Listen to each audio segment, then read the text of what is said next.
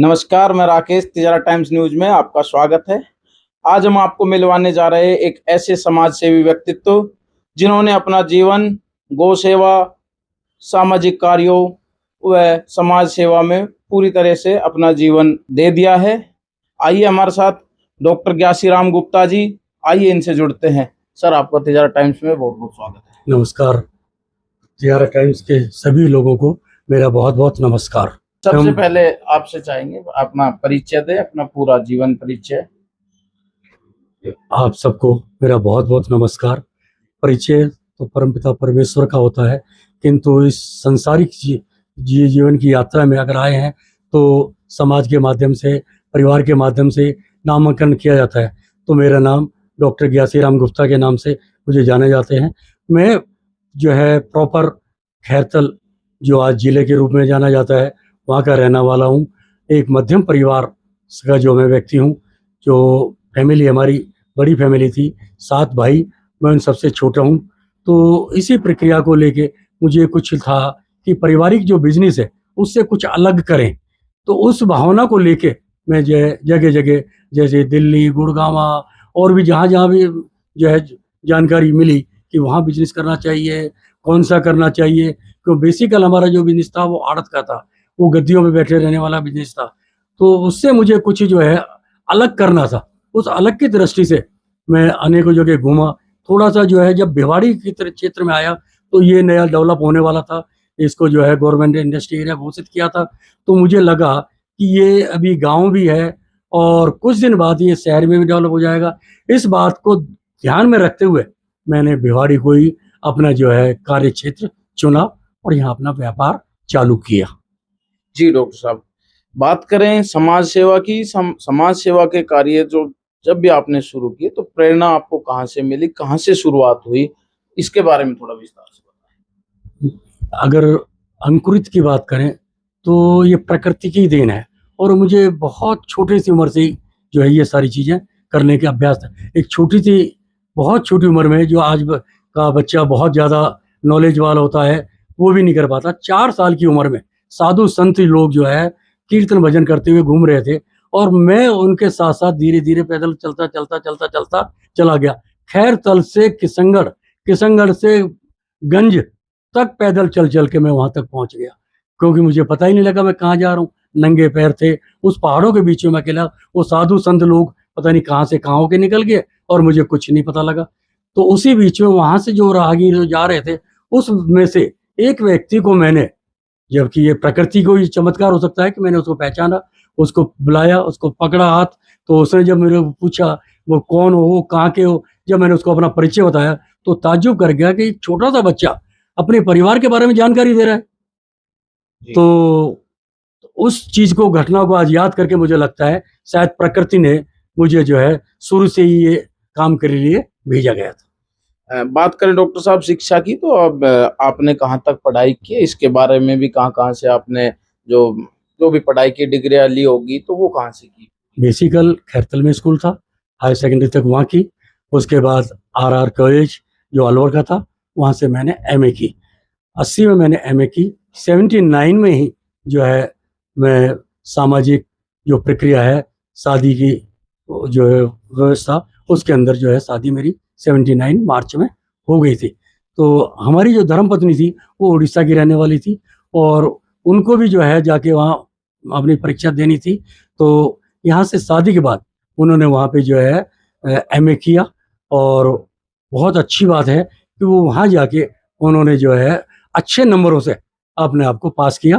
तो ये मेरा शिक्षा का हिस्सा रहा। शिक्षा में रहते हुए भी मैं एक्टिविटी करता रहा था। जैसे खैरतल में जो शिक्षित हो रहे थे तो उस समय वहाँ साइंस नहीं थी। तो मैं जब प्रेसिडेंट था तो मैंने साइंस के लिए प्रयास किया और अपने अध्यापकों के साथ मिलके अजमेर जाना पड़ा अनेकों बार, जयपुर जाना पड़ा अनेकों बार उनके साथ और प्रयास किया। तो अपने लोकल क्षेत्र के जो एमएलओ से मिलजुल के बहुत काफ़ी प्रयास करने के बाद वहाँ पे साइंस को भी हमने लाया गया और ताकि आज उन बच्चों को बहुत अच्छे तरीके से शिक्षा मिल रही है। उन्हें बहुत आगे दूर दूर नहीं जाना पड़ता। पहले उसके लिए अलवर जाना पड़ता था, किसी को कोई और जयपुर जाना पड़ता था। तो इस सब चीज़ से जो है, इन प्रयासों से जो है काम आगे चालू होगा और लोगों को शिक्षा मिलना आसान हो गया। अभी हाल ही में राजस्थान सरकार के जल संसाधन मंत्री जी के द्वारा आपको सम्मानित किया गया, कैसा अनुभव, कैसा फील हो रहा है? देखिए, सम्मान का जब विषय होता है तो आदमी को एक खुशी तो होती है, बाकी सच तो ये है कि ये सम्मान व्यक्ति विशेष का नहीं होता, ये सम्मान सेवा रूप के जो कार्य हैं उनका होता है। तो इसीलिए उसको बात को दृष्टि में रखते हुए कि सेवा कार्य का जो है ये प्रतिफल मिला है, ये व्यक्ति का कोई इसका अपना मानस नहीं है। डॉक्टर साहब, समाज सेवा से आप पिछले कितने वर्षों से जुड़े और आपकी शुरुआत कैसे हुई? समाज सेवा तो अगर इस बात करें तो बचपन से ही मुझे ललक थी। बाकी पिछले 40 सालों से मैं भिवाड़ी में जब से आया हूँ तब से जो है छोटी छोटी जितनी भी मुझसे बन पाई वो सेवाएं कर रहे थे। सेवा का मतलब ये नहीं है कि कोई बड़ा रूप में हो, किसी प्यासे को पानी पिला दो, किसी भूखे को भोजन करा दो, राह पे चलते हुए को रास्ता दिखा दो, किसी को अंधा है सड़क पार करा दो। तो ये छोटी छोटी बातें ध्यान में रखते हुए तो जो है हम आगे बढ़ते चले गए और इसी क्रम को बढ़ाते बढ़ाते बढ़ाते 2009 के अंदर दीपावली से 2-4 रोज पहले ही कुछ ऐसा लगा, क्या ये जीवन धन उपार्जन के लिए ही है या इसका कोई और भी अर्थ है? तो उस समय ये सोच जो है तुरंत मेरी बदली कि खाली पैसा कमाना ही कोई उद्देश्य नहीं है। प्रकृति का अपना एक ऋण है, माँ बापों का अपना ऋण है, समाज जिसके बीच में हम रह रहे हैं उसका भी अपना एक ऋण है। जो है हम पेड़ों से सांस ले रहे हैं, वायु ले रहे हैं, नदियों से जल ले रहे हैं, उन सबों के बारे में कौन सोचेगा? तो कोई ना कोई व्यक्ति तो इस तरह से निकलेगा। तो इसी बात को ध्यान में रखते हुए धीरे धीरे धीरे धीरे जितना संभव हुआ हर एक एक कड़ी को जोड़ते हुए हम चले गए और आपके सामने वो कि आज की पोजीशन आपको हम देख पा रहे हैं, जैसा कि हमारे पीछे इतने सारे सर्टिफिकेट्स, मेडल्स, इधर भी इतने सारे जो मेडल्स है, मोमेंटो है, आपके सम्मान प्रतीक है। तो अभी तक आपको कितने सम्मान अभी तक मिल चुके हैं? किस किस कार्य क्षेत्र में आपको सम्मान मिले, इसके बारे में थोड़ा सा हमारे दर्शकों को विस्तार से बताएं। सम्मान की अगर अवार्ड की बात करें तो लगभग 180 प्लस जो है मुझे मिल चुके हैं और अगर राज्य की बात करें लगभग 18 राज्यों से मुझे मिल चुके हैं। उसके अंदर जो है कुछ मंत्रियों द्वारा भी है, एमएलए द्वारा भी है, आईएएस ऑफिसरों द्वारा भी दिए गए हैं, बड़ी बड़ी संस्थाओं के वो एक्टरों द्वारा भी दिए गए हैं। तो जिस जिस क्षेत्र में जिस जो है एक्टिविटी हुई उस क्षेत्र में मुझे उसी कार्य के लिए जो है एक प्रोत्साहित के रूप में मुझे अवार्ड दिया गया। जी डॉक्टर साहब, आप गौ सेवा के भी कार्य करते हैं, आप प्रकृति संरक्षण के भी कार्य करते हैं, आप समाज सेवा, गरीब प्यासे जो एक गरीब तबके के लोग हैं उनकी मदद करते हैं। सबसे अच्छा अनुभव आपको कौन से क्षेत्र में कार्य करने में जो आपको सबसे अच्छा लगता है? मेरा जो मेन उद्देश्य है वो 2 चीज पे फोकस करना होगा, शिक्षा और चिकित्सा। शिक्षा से अगर व्यक्ति जो शिक्षित होगा तो वो एक व्यक्ति शिक्षित नहीं होता, वो लगभग 100 आदमियों को जो है अपने साथ जोड़ के चलता है, क्योंकि 10 + 10 इंटू 10 तो 100 आदमियों को जोड़ के चलता है। इस तरह से चिकित्सा, अगर चिकित्सा स्वास्थ्य अच्छा रहेगा तो आदमी अच्छे मन से, अच्छे विचारों से अपने फील्ड में, अपने समाज में, अपने क्षेत्र में काम करने की कैपेसिटी रखेगा। तो उस काम की जो है क्वालिटी निकलेगी, उसमें जो ऊर्जा होगी वो जो है एक काम करने की शक्ति दुगनी कर देगी। इसलिए इन 2 चीज़ों पे ही मेरा विशेष ध्यान है और मैं चाहता हूँ सरकार भी जो है इन 2 चीज़ों पे विशेष फोकस करे, शिक्षा और चिकित्सा, ये दोनों फ्री करे। फ्री का मतलब जो है हर किसी को, विशेष वर्ग को ही इस तरह के वो नहीं दिया है। इसमें पूरा जो है समर्पण भाव से सरकार इन पे फोकस करे कि इन लोगों को और सुविधाएं दे या ना दे। क्यों? अर्निंग के लिए आदमी अगर शिक्षित होगा तो खुद धन उपार्जन करेगा, अपना परिवार, अपना घर, अपना मोहल्ले की देखभाल स्वतः इजी वे में कर पाएगा। तो इसीलिए मैं सरकार से पुनः निवेदन करूंगा, आप शिक्षा और चिकित्सा पे पूर्ण जोर दें। समाज सेवा के कार्य करते हुए कोई ऐसा कोई किस्सा याद आता हो पुराना, जिसमें आप कोई कार्य करके आपके कोई एक भावनात्मक लगा होगा, जिससे आपको समाज सेवा करने की थोड़ी सी और ऊर्जा आ गई हो? कोई ऐसा कोई किस्सा हो तो हमारे दर्शकों को सुनाइए। ऐसे तो मेरे जीवन में बहुत कुछ हुआ। अगर अभी बात चले तो एक तीर्थ यात्रा का टॉपिक था। मैं उज्जैन कुंभ में गया था, वहाँ से होते हुए जो है तो थोड़ा ध्यान आया कि कल जो है अक्षय तृतीया है। अक्षय तृतीया को भगवान बद्रीनाथ और केदारनाथ के पट खुलते हैं। तो विचार बनाया कि क्यों नहीं लगते हाथ, हम जो है भगवान बद्रीनाथ के भी दर्शन करें। तो उसी विचार से सीधे अपने वापस भिवाड़ी ना आके हम जो है केदारनाथ बद्रीनाथ के लिए रवाना हो गए। रास्ते में हमें एक वृद्ध व्यक्ति जो जयपुर का रहने वाला था और वो हमारे साथ जो है सीट पे बैठा हुआ था, तो बातचीत चली। तो लगभग 80 साल का वो व्यक्ति था और कहने लगा, मैं अपनी माँ से बड़ी मुश्किल से परमिशन लेके आया हूँ कि मैं भी यात्रा कराऊं, तो मैं आपके साथ साथ ही रहूँगा। आप मुझे जो है चाहे कमरा कहीं लें तो बाहर बैठा देना, बाकी मैं साथ रहूँगा। मेरा मन कुछ अटपटा हुआ कि कहाँ यार हम लोगों के बीच में रह गए। बाकी हमारे जीवन साथी जो साथ थे हमारे, उन्होंने कहा कि तुमने अपने पिताजी को यात्रा नहीं कराई, तो समझो ये एक ब्राह्मण है, ये तुम्हारे पिताजी के रूप में आया है, तो इसको भी तुम यात्रा में साथ ले लो। तो मेरा मन बना और हमने उसको जो है चारों धाम की यात्राएं संपूर्ण रूप से कराई। जब हम जो है वो रास्ते में उतर के आ रहे थे पहाड़ से, तो और लोग तो ऊपर ही रुक गए थे, हम जो है थोड़ी फुर्ती करके आगे आते आते अंधेरा हो गया। 7 बज गए। 7 बजे घोर सन्नाटा, अंधेरा, नदी की जो है दहाड़ शेर की तरह दहाड़ रही थी और हम जंगल में चलते जा रहे थे। तो बड़ा भय भी लगा कि वो जंगली जानवर भी थे वहाँ। तो वहाँ जंगल में जो जंगलात वाले रहते थे वो हमें डांटने भी लगे।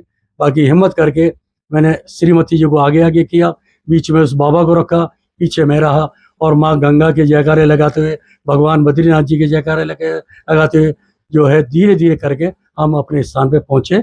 और वहाँ जाके तो ये ऐसा लगा कि उस समय संघर्ष लग रहा था कि हम जंगल में इस बुढ़े बाबा की वजह से जो है देर हो गई और रुकना पड़ा। बाकी मन को बड़ा सुकून मिला कि एक ऐसे व्यक्ति को जो यात्रा नहीं कर पा रहा था और हमारे माध्यम से अगर हो गई हो, तो बाबा ने कृपा करी, बाबा बद्रीनाथ ने, तो वो हम संपन्न करा पाए। तो मुझे वो आज भी वो बार बार में स्मरण हो आता है। आज के समय में जहाँ युवा आधुनिकता में सोशल मीडिया में अपने आप को व्यस्त कर पा रहा है, तो युवाओं के लिए क्या संदेश देना चाहेंगे? किस प्रकार से वो समाज सेवा के कार्यों में आगे बढ़े और समाज सेवा में मतलब आपने जो ये प्रश्न किया, ये बहुत मार्मिक प्रश्न है। सच में आज हमारा युवा जो है शिक्षा में आगे बढ़ रहा है, बहुत आगे बढ़ रहा है। कोई डॉक्टर बन रहा है, कोई इंजीनियर बन रहा है, कोई सीए बन रहा है, कोई आईएएस ऑफिसर बन रहा है, कोई आईपीएस बन रहा है। किंतु इन सब के बाद भी कहीं हम देख रहे हैं कि उसमें भटकाव है, उसमें स्थिरता नहीं है। उस सब का कारण एक ही नजर आता है कि उसका दृष्टिकोण जो अपने जो समाज के साथ जुड़ा होना चाहिए, अपने परिवार के साथ जुड़ा होना चाहिए, वो उसका जुड़ाव नहीं है। उसका जुड़ाव अपने कंप्यूटर से, अपने मोबाइल से और अपने निजीकरण से। क्योंकि इसमें अगर दोषी माने तो हम स्वयं दोषी हैं, माँ बाप दोषी है, क्योंकि उनकी इच्छाएं इतनी जागृत हो जाती है, मैं अपने बच्चों को आईएएस बनाऊंगा, मैं अपने बच्चों को डॉक्टर बनाऊंगा। वो उसके दिमाग में इतना गहरा इससे भर देते हैं कि वो बच्चे को पढ़ाने के लिए बाहर भेज देते हैं। धीरे धीरे वो कटाव हो जाता है। बच्चे का जो लगाव होना चाहिए माँ से, बाप से, वो नहीं हो पाता। नहीं हो पाता तो जो उसको संस्कार घर से मिलने चाहिए थे वो नहीं मिल पाते। उसका एक छोटा सा उदाहरण बताऊं आपको। बिजली अब अगर आती है तो सारे इंस्ट्रूमेंट प्रॉपर चलते हैं जी। बाकी जब बिजली नहीं आती है तो इंक्यूबेटर से जो चलने वाली चीज उसके अंदर हल्की हल्की रुकावट आ जाती है, वो कहीं ना कहीं किसी इंस्ट्रूमेंट में जो है विरोध आ जाता है। तो वही आला जा रहा है, माँ के लालन पालन की बजाय आज जो है आया लालन पालन कर रही है, तो उसका प्रभाव क्या पड़ेगा आप सब जानते अच्छी बात है। तो मैं युवाओं से तो कहूँगा ही कहूँगा, बाकी माँ बापों से भी निवेदन करूँगा अपने बच्चों में बहुत ज़्यादा फोर्स ना करें, बहुत ज़्यादा जो है उनसे उम्मीद ना करें, उनको शिक्षा अच्छी से अच्छी देने का प्रयास करें। किंतु इसका मतलब ये नहीं कि उनको इतना जो है प्रेशराइज कर दें कि वो जो है अपने आप में कुंठित होकर आत्महत्या तक पहुँच जाए। तो इस सब चीज़ से बचाव के लिए उन्हें शिक्षा के साथ साथ, ज्ञान के साथ साथ धर्म से भी जोड़े। अगर वो धर्म के साथ जुड़े रहेंगे, गौ माता के चरणों में अगर वो अपनी अर्जी लगाएंगे, माँ बापों के चरणों में अगर जो है नतमस्तक होंगे, तो दुनिया की कोई ताकत नहीं कि उनके विवेक में जो बढ़ोतरी होनी चाहिए, उन्हें जो ज्ञान मिलना चाहिए, उन्हें जो संस्कार मिलने चाहिए, कि उनको कोई रोक सके। और हमारा देश तो निश्चित रूप से जो है सर्वे रूप से अग्रणी होगा। और युवा जो है देश है, तो युवा देश के अंदर तो ये प्रतिक्रिया और प्रतिफल हमें मिलना ही चाहिए। अब वापस से बात कर लेते हैं, आपको जो ये सम्मानित किया गया, आपके जो जितने हम यहाँ मूवमेंट देख रहे हैं, सम्मान प्रतीक देख रहे हैं, आपके कोई 5-7 ऐसे जो प्रमुख जो सम्मान आपको मिले जिनको पाकर आप स्वयं भी एक खुशी अनुभूति हुई हो, देखिए, तो बताइए। अगर खुशी की बात करें तो छोटा सा भी कोई इस तरह का माहौल बनता है, कहीं कोई किसी के हाथ पीठ पर हाथ रख देता है, तो वो भी एक जो है अवार्ड ही है, तो उससे भी खुशी मिलती है। और कोई काम करके आने के बाद समाज का कोई मुखिया या अपने अड़ोस पड़ोस का कोई मुखिया या कोई प्रमुख व्यक्ति अगर ये कह देता है बेटा तुमने बहुत अच्छा किया, तो उससे खुशी तो जाहिर होती है। बाकी अवार्ड के नाम की अगर बात करें तो अवार्ड तो एक ये सेवा रूप का काम चल रहा है, उसके प्रतिफल मिला है, तो उससे खुशी तो स्वाभाविक है। बाकी जो हिस्सा है वो समाज का ही है, उसका जो प्रारूप है जो मिलना चाहिए वो उसका बंटवारा उस समाज में ही होगा, तो इसलिए उसमें पे मेरा कोई अपना अधिकार नहीं है। जैसा कि अभी आपने बताया आपको 150 से अधिक जो सम्मान है, मेडल है, वो अभी मिल चुके हैं और हमें पता चला है जो आपकी धर्मपत्नी माताजी को भी 40 जो सम्मान 40 से अधिक सम्मान मिल गए। तो मेरा सवाल ये है कि सामाजिक कार्यों के साथ-साथ जो गृहस्थ जीवन है वो कैसे मतलब एक चुनौतीपूर्ण एक समस्या होती होगी गृहस्थ जीवन में। माताजी को भी सम्मान मिल रहे हैं, आप भी इतने समाज सेवा में जो पिछले 40-50 वर्षों से लग रहे हैं, तो ये कैसे संभव हो रहा है? ये समस्या किसी व्यक्ति विशेष के साथ नहीं है, जनरल है। हर व्यक्ति के साथ कहीं न कहीं बात रहती है कि जो है समय देके जा रहे हैं कि मैं 10 बजे आ रहा हूँ और पता लगा 3 बज रहे हैं, तो उसमें नंबर मेरा भी है। तो जब काम के लिए निकलते हैं तो प्लानिंग करके जाते हैं, बाकी फील्ड में जाने के बाद वो प्लानिंग हमारी आगे पीछे हो जाती है, तो दिक्कतें तो आती है। भाई भोजन नहीं किया, अब हमने भोजन नहीं किया तो उन्होंने भोजन नहीं किया, तो कई बार तो हम सोचते हैं कि हम भी अपराधी हैं कि जो है हमारी वजह से कोई व्यक्ति भूखा बैठा है। फिर धीरे-धीरे फिर हमने प्रयास भी किया कि जो शिक्षित हैं, जब हम भी शिक्षित हैं और वो भी शिक्षित हैं, जब व्यापार में भी हमारे साथ-साथ वो जो है अग्रणी रहती थी, कहीं भी जो है व्यापारिक मीटिंग होती थी वो मेरे साथ ही रहती थी। तो इस तरह के कहीं पर भी जयपुर कोई मीटिंग हुई हो, दिल्ली में अगर कोई मीटिंग हो, तो हमारी जो है व्यापारिक मीटिंग तो उसमें साथ रहती। तो हमने कहा तुम भी हमारे साथ ही यहाँ भी साथ-साथ रहा करो भई। तो जब साथ जाती थी तो उनको भी काम करने का ललक लगती थी। जब वो काम करती तो सामने वाला जब देखता है सेवा भाव, तो सर्वोपरि जो सेवा है और ये सेवा का भाव हमने सीखा है मेन हनुमान जी से। आप देख रहे हैं कि हनुमान जी के पास जो है और कोई ज्ञान था या नहीं था, तो सेवा के लिए वो तत्पर रहे। उस सेवा के तत्परता से उनके पास सारी चीज आ गई, अष्ट सिद्धि नौ निधि सारी आ गई। और आप प्रत्येक किल में आप स्पष्ट रूप से देख रहे हैं कि जगह जगह राम के मंदिर कहीं हो गए तो हनुमान जी का मंदिर हर हालत में हो गए होगा, हनुमान जी वहां उपस्थित होंगे। बाकी हनुमान जी का मंदिर हो वहां राम जी हो ये कोई जरूरी नहीं है। वो क्यों कि वो सेवा से जो है परिपूर्ण थे, तो उनको सेवा का प्रभु मिला। तो मैं आम पब्लिक को भी ये कहना चाहता हूँ कि सेवा का कार्य एक ऐसा कार्य है जिससे आपके मनोबल बढ़ेगा, आपकी हिम्मत बढ़ेगी, आप में एनर्जी आएगी, आप पे जो है संतों का, समाज का, बड़े बुजुर्गों का सबका आशीर्वाद रहेगा। तो इसलिए सेवा ही प्रमुख है, चाहे वो छोटे छोटे रूप में हो, आप उसको करते रहें करते रहें करते रहें। आज के समय में जो युवा है, जो बच्चे हैं, जो परीक्षाएं देते, जो कोई भी परीक्षा देते, तो कोई एक आध परीक्षा में कुछ भी नंबरों से रह गए या कोई निराशा आता लग गई, तो फिर वो अपने आप को एक बिल्कुल डिमोनेटाइज कर देते हैं और बिल्कुल एकदम एक तरह से मानो क्या टूट गया हो। और आपने अभी जैसा कि हमने सुना कि अभी आपने पीएचडी की उपाधि प्राप्त की है 1-2 वर्ष पहले ही, इस 65-70 की उम्र में आपने, तो ये कैसे संभव हो पाया और युवाओं को क्या संदेश देना चाहेंगे कि वो पढ़ाई को कैसे निरंतर रखें? ये टॉपिक अपना पहले भी आया था कि आज के जो बच्चे शिक्षित हैं, वो ज्ञानवान हैं, वो अग्रसर हो रहे हैं, किंतु उस ज्ञान के साथ साथ उसमें धर्म का जुड़ाव नहीं है, परिवार का जुड़ाव नहीं है। परिवार से कटाव की वजह से, परिवार से दूरी होने की वजह से, न्यूक्लियर परिवार की होने की वजह से उसका जो विवेक जगना चाहिए, उसके अंदर जो संस्कार आने चाहिए, उसके अंदर जो एक विचार उत्पन्न होने चाहिए, वो विचार उसके मर चुके होते हैं। उस विचार के मर जाने की वजह से वो अपने आप को आधा अधूरा समझता है और कहीं भी थोड़ी सी हार के होते ही वो अपने आप को एकदम निराशा के अंधेरे कुएं में ले जाता है। तो इसलिए उन बच्चों से की बजाय मैं माँ बापों से कहूँगा कि उनको बहुत ज़्यादा प्रेशराइज ना करें, उनको अपनी इच्छा से करें, उनको आप सपोर्ट करें, उनको बीच बीच में वाच करते रहें कि बच्चा कहीं किसी तरह से कोई परेशानी में नहीं है। अगर वो इतना कर लिया गया तो दुनिया की कोई ताकत नहीं कि हमारे युवा कहीं पीछे रह जाएं। उनके अंदर क्योंकि ललक बहुत है, बाकी उस ललक को जो सपोर्ट नहीं मिल रही या उसको धर्म से नहीं जोड़ा जा रहा। एक सिंगल बेसिस पे सिंगल पटरी पे दौड़ा रहे हैं। सिंगल पटरी पे दौड़ने का चांस एक्सीडेंट के ज़्यादा होते हैं। अगर पटरी पैरेलल होगी तो निश्चित रूप से उसके अंदर क्षमता बढ़ेगी, कार्य करने की ताकत आएगी और ज्ञानवान ही नहीं, वो जो है धनवान भी होगा, जो उसका मोटिव है वो भी होगा। तो इसलिए मैं बिल्कुल ये निवेदन करूंगा। और आपने कहा कि मुझे जो ये डॉक्टरेट की डिग्री मिली, तो शिक्षा का कभी कोई पूर्णता नहीं होती। आदमी हर रोज कुछ ना कुछ सीखता है। हम हर किसी से कुछ ना कुछ सीखते हैं। चींटियों से समाज ने सीखा कैसे रहते हैं, कैसे संगठन बना के रहना चाहिए।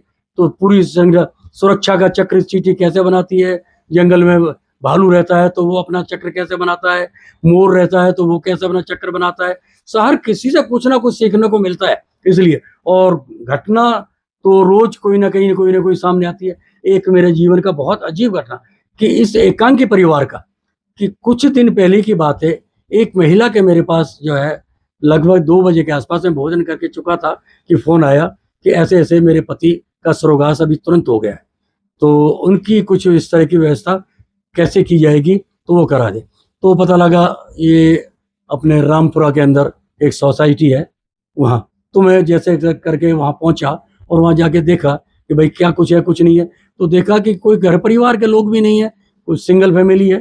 तो एक बेटा है, खुद है, और जो श्रीमान जी तो जो है स्वर्ग सुधार ही चुके। तो अब एक चैलेंज हो गया कि इस व्यक्ति के लिए सारी व्यवस्था करनी है। तो कहीं ना कहीं उस समाज का जो सेवा का जो प्रतिबल था वो विवेक जगा और मैंने लोगों को फ़ोन कर करके सारी सामग्रियाँ इकट्ठी करी, सामान मंगाया और उसके लिए जो जितनी भी प्रक्रिया तो सारी प्रक्रिया कराई। अब उनके पास इतना अभाव था कि 4 लोग भी नहीं थे जिनको वो लोग शमशान घाट तक ला सके। तो मैंने फिर एक एम्बुलेंस ही बुलाई और किसी एक फैक्ट्री के अंदर फ़ोन किया हमारी परिचित को, वो जो है 5-7 आदमियों को लेके आया और लाने के बाद जो है फिर हमने ये सारी प्रक्रिया की। तो ये सब क्यों है? उसका रीज़न एक ही है कि हम अपने बच्चों को धर्म से नहीं जोड़ रहे, संस्कारों से नहीं जोड़ रहे। हम बच्चों को कार तो दे रहे हैं, बाकी संस्कार नहीं दे रहे। तो मैं फिर बात में हाथ जोड़ के कहूँगा कि बच्चों को कार निश्चित रूप से दीजिए, बाकी पहले संस्कार दीजिए। कार तो स्वतः ही ले लेगा, अगर उसके संस्कार प्रबल होंगे, उसके अंदर ज्ञान होगा और जो है धर्म से जुड़ा हुआ होगा और वो ज्ञान के साथ वो चलेगा। तो पहले जैसे मैंने बताया कि सिंगल पटरी पे चलने का ही कारण है। अगर जो है पटरी प्रॉपर होगी, दोनों पे पहिए चलेंगे, तो वो अपनी सक्षमता पूर्ण रूप से दिखा पाएगा, आगे बढ़ेगा। और इस तरह की जो घटनाएं आ रही है, जो सिंगल फैमिली का आज हमारे यहाँ उत्सव है, देखिए एकांकी परिवार है जिनके बच्चे बाहर विदेशों में रह रहे हैं, वो यहाँ पर जीवन यापन कर रहे हैं। ऐसी मेरे साथ बहुत जगह जगह आती है। एक व्यक्ति का फ़ोन मेरे पास में मथुरा था कि वो आया कि साहब जो है मेरी माता जी का जो है देहांत हो गया, मुझे सारी प्रक्रियाएं करानी है। तो मैंने कहा मैं तो मत रहा हूँ, बाकी फिर व्यवस्था करता हूँ। मैंने वहाँ अपने परिचित ब्राह्मण को कहा और वो व्यवस्था कर करे। मैं जब जो है जो हमारा अध्याय चल रहा था उससे जब उठा और मैंने दूसरों को फ़ोन किया तो कहने लगा था मुझे तो वापस कनाडा आना था, मैं तो एक रोज में सब कुछ करा के चला गया। तो ये दुर्भाग्य की बात है। क्यों? कि हमने अपने बच्चों को सिर्फ पैसा कमाना सिखाया, संस्कार नहीं दिए, समाज में उठना बैठना नहीं सिखाया। यही हाल जो हमारे नौकरी करने वाले जो ऑफिसर लोग हैं, मैं उनको ये कहूँगा कि आप अपने काम करते हुए, चाहे वो आईएएस ऑफिसर हो, चाहे वो आरपीएस हो, चाहे वो किसी भी जो है प्रशासनिक हो, अपने कार्य करते हुए भी अपने धर्म क्षेत्र को भी निभाएं, अपने जो है सामाजिक कर्तव्य को निभाएं, समाज में उतरें, समाज की समस्याओं को देखें, उसका जो है समाधान करने का प्रयास करें। वरना लोग आपको रिटायर के बाद फ्यूज बल्ब के नाम से जानेंगे। तो मैं चाहूँगा आप अपने आप को अपने साथ फ्यूज बल्ब ना लगा के जलने वाला, रोशनी देने वाला बल्ब, जैसे आज आप अपनी सीट पे बैठ के रोशनी दे रहे हैं, ऐसे ही जब आप अपनी सेवा से निवृत्त हो तो भी आप उसी तरह से जगमगाते रहें और समाज को उजाला करते रहें। डॉक्टर साहब अब एक सवाल और कर लेते हैं। आपने अभी पूर्व में पिछले 1-2 वर्ष पहले भी आपने वृंदावन में नेत्र जांच शिविर और स्वास्थ्य कैंप भी लगाते रहे हैं। तो आपसे एक सीधा सा सवाल है, अभी तक आप इस तरीके से जो स्वास्थ्य कैंप है, नेत्र जांच या रक्तदान, कितने अभी तक कैंप लगा चुके हैं? इस प्रकार के जो कार्य है, कितने कर चुके हैं? सबसे पहले तो आपका धन्यवाद करता हूँ। आपको बहुत पुरानी बात याद है कि मैंने 2021 के अंदर वृंदावन के एक आश्रम में जो है आंखों का कैंप लगाया था और वो कैंप काफ़ी अच्छा सक्सेस हुआ। वहाँ के महाराज जी ने उससे निवेदन किया कि इस कैंप को जो है हम लगाएंगे, सारा खर्चा हम उठाएंगे, आप उसकी देख रेख कीजिए। तो मैंने महाराज जी को अपनी स्वीकृति दी। उसमें से ही 2 डॉक्टर निकल के मेरे पास स्वयं आए कि साहब अब इस कैंप के बाद आप यहाँ वृंदावन में साधु संतों के लिए जो है कुछ ऐसे असहाय लोग हैं जो पैसा नहीं खर्च कर पाते, अपने स्वास्थ्य के लिए, अपनी दवा खरीदने के लिए पैसा नहीं है, तो उनके लिए अगर आप जो है एक पार्ट टाइम में चलाने वाला एक ओपीडी चालू कर दें तो बहुत अच्छा रहेगा। तो मैंने डॉक्टर साहब से कहा कि डॉक्टर साहब देखो, आप 2 डॉक्टर हैं, 2 की फीस तो मैं कैसे दे पाऊंगा, भिवाड़ी से मैं कैसे मैनेज करूंगा। तो उन्होंने बड़े ही जोश के साथ कहा कि हमारी फीस की परवाह मत करो, हम सेवा भाव के लिए जो है हैं, ये फीस हम नहीं लेंगे, जो है सेवा के रूप में हम आपके साथ रहेंगे। शाम को 4 बजे से 8:30 बजे तक हम नित्य प्रतिदिन दोनों डॉक्टर हम सेवाएं देंगे, आप तो हमें दवा जो है दिलवा दीजिए। तो मैंने उनको जो है फिर पूछा भाई कितना खर्चा, उन्होंने बताया कि लगभग 10 से 20 हज़ार रुपये तक का जो है दवा के रूप में खर्च हो जाएगा। मैंने उन्हें स्वीकृति दी। जब हम जो है फील्ड में उतरे और लोगों को दवा मिलना शुरू हुआ, लोगों ने आना जाना शुरू किया, तो वो लगभग 40,000 रुपये तक पहुँच गया। तो मैं एक बार तो थोड़ा संकोच भी किया कि भैया ये अब मेरे पास कोई रोजगार भी नहीं है और मैंने ये बीड़ा भी उठा लिया तो कैसे चलेगा। बाकी कुल मिला के फिर उसके अंदर सपोर्ट मिली परिवार की, हमारी श्रीमती जी। उन्होंने कहा मेरा अपना कोई खर्चा जो भी है उसको मैं और नील कर दूंगी, पहले ही अपना कोई खर्चा नहीं, उसको कोई कपड़े का, कोई जेवर का, किसी तरह का शौक नहीं, तो इस तरह का कि मैं अपने खर्चे को और आधा कर दूंगी, इस सेवा को आप निरंतर चलाते रहें। तो प्रभु की कृपा रही, बांके बिहारी ने आशीर्वाद दिया, वो सेवा आज तक चल रही है। अब मन करता है कि ऐसी सेवाएं जगह जगह चलाऊं। भगवान ने चाहा तो यहाँ बाबा मोहन राम के प्रांगण में गायत्री परिवार के माध्यम से एक यज्ञशाला बनी है, वहाँ पर भी वो पीढ़ी चालू करने जा रहे हैं। भगवान ने चाही तो इसी 24 तारीख को गंगा दशहरे पे हम उसको चालू कर देंगे। अब अंत में आपसे एक सवाल तो क्या बताना चाहेंगे, जो दर्शक आपको देख रहे हैं अभी इस वीडियो के माध्यम से, जो भी युवा देख रहे हैं, उनको आप क्या संदेश देना चाहेंगे? वो किस प्रकार से सामाजिक सेवा के कार्यों से वो जुड़े, अपने आप को कैसे इस सोशल मीडिया की, इस डिजिटली जो चल रहा है युग, इससे साइड हटके किस प्रकार की अनुभूति होती है, उसके बारे में बताएं। बिल्कुल सत्य है, आज हमारा युवा जो है कुछ विचलित होता जा रहा है, तो उसको मैं निवेदन करूंगा पहले तो माँ बापों से कि वो छोटे बच्चों को मोबाइल ना दें, उनको अपनी देख रेख में रखें, अपने आसपास में बढ़ाएं और अपने संस्कार उनमें दें। जैसे पहले परिवार बड़ा हुआ करता था तो उसके अंदर जो है घर से ही बहुत कुछ सीखने को मिलता था। दादी अपनी कहानियाँ सुनाती थी, जो है वीरता की कहानियाँ सुनाती थी, धार्मिकता की कहानियाँ सुनाती थी, समाज की घटनाएं उनको सुनाती थी, तो उससे बच्चे का विवेक जगता था। जो है नानी सुनाती थी, मौसी सुनाती थी, बुआ सुनाती थी। आज धीरे धीरे हम उस स्तर पे एकांकी न्यूक्लियर होते जा रहे हैं, ये रिश्ते खत्म होते जा रहे हैं। तो इसके अंदर सबसे ज्यादा अगर रोल है तो हमारी बच्चियों का है।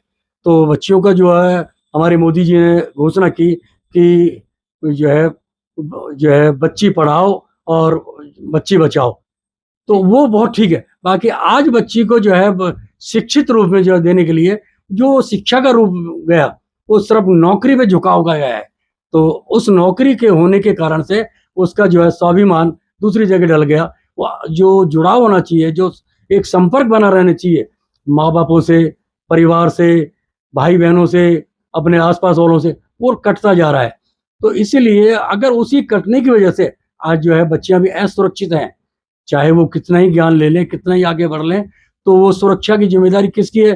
तो समाज की है, किंतु समाज के साथ साथ उन खुद की भी है कि वो जो है परिवार से कटे नहीं, परिवार के साथ साथ रहे। आज लव जिहाद का आप देख रहे हैं, रोजमर्रा हो रहा है। इतनी घटनाएं घटने के बाद भी हमारी बच्चियां नहीं मान रही।